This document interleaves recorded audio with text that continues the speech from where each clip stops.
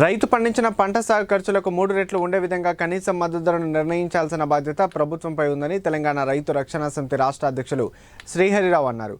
రైతులు ఎదుర్కొంటున్న ప్రధాన సమస్యలను పరిష్కరించే ప్రభుత్వాన్ని ఎన్నుకునే విధంగా రైతులను చైతన్యపరిచేందుకు తెలంగాణ రైతు రక్షణ సమితి కృషి చేస్తుందన్నారు.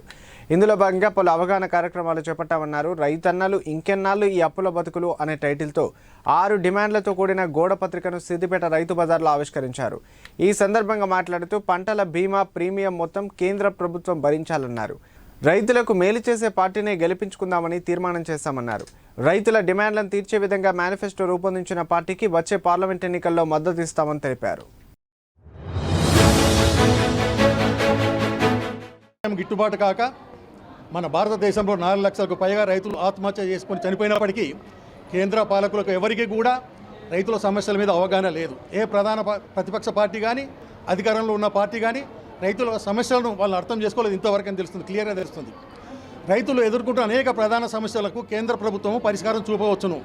అందులో మొదటిది, రైతు పండించిన పంటకు లాభసాటి ధర నిర్ణయించాలి.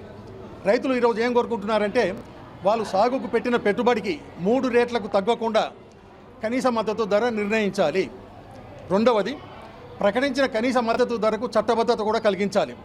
చట్టబద్ధత కలిగించక మార్కెట్లో ఏ రేటు ఉంటే ఆ రేటుకే తక్కువకే అమ్ముకోమని చెప్పినప్పుడు కనీస మద్దతు ధర ప్రకటించిన సార్థకత ఏముండదు. కాబట్టి దానికి కంపల్సరీ చట్టబద్ధత కల్పించాలి.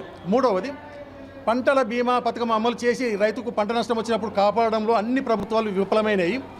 ఈ పంటల బీమా పథకాన్ని తికమక పెట్టకుండా, కన్ఫ్యూజ్ చేయకుండా పంటల బీమా ప్రీమియం మొత్తం కేంద్ర ప్రభుత్వమే భరించి ఎప్పుడైనా కానీ ఏ కారణం చేత కానీ పంట నష్టం జరిగినట్టయితే సంబంధిత రైతుకు 30 రోజుల లోపల పరిహారం ఇప్పించే విధంగా కేంద్ర ప్రభుత్వం చర్యలు తీసుకోవాలి.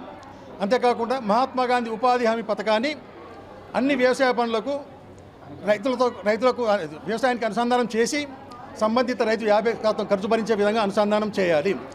చివరి కోరిక ఏంటంటే రైతు కూలీలకు, కౌలు రైతులకు వీళ్ళందరికీ కూడా తరతరాలుగా ఇప్పటి వరకు కూడా రైతులు ప్రైవేట్ అప్పులకు అధిక వడ్డీ కడుతూ నష్టపోతున్నారు. 20 ఏళ్ళు 30 ఏళ్ళు కూడా ప్రైవేట్ అప్పులు కడుతున్నట్టు రైతు బతికే పరిస్థితి లేదు. ప్రతి రైతుకు కూడా, కౌలు రైతుకు అలాగే రైతు కూలీలకు ప్రత్యేక ఒక 5 లక్షల రుణ సౌకర్యం బ్యాంకుల ద్వారా ఇవ్వాలని ఇవ్వాలి. ఇవన్నీ కేంద్ర